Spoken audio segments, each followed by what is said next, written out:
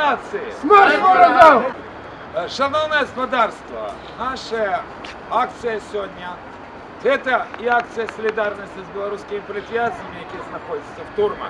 Самий відомий білоруський політв'язень Миколай Статкевич був арештований якраз 4 роки тому назад, коли був екс-кандидатом в президенти і до цього часу знаходиться в турмі.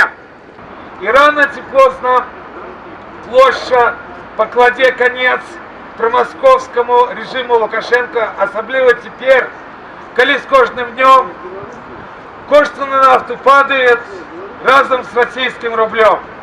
І ми, білоруси, будемо змагатися і потребувати від опозиції не боятися ГБ, а вилучити Миколая Статкевича одним кандидатом від опозиції, для того, щоб у Білорусі була будущее. Перша мета, як я казав, нашої акції, це потребувати голосно, так же, як наші побратими це роблять в Мінську. Свобода політв'язням! Свобода політв'язням!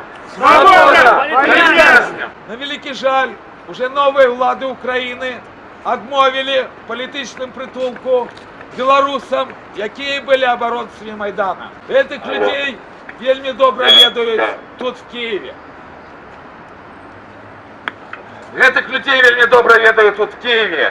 І вони були практично з перших днів на Майдані до перемоги.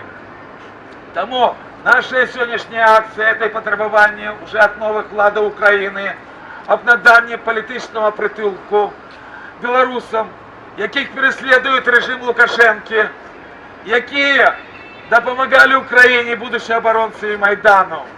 Ми потребуємо, щоб наші колеги Олег Овчинников, Змитер Гунич, Анжелика Гунич, Галина Сорочик, Юлія Шавловська отримали політичний притулок в Україні.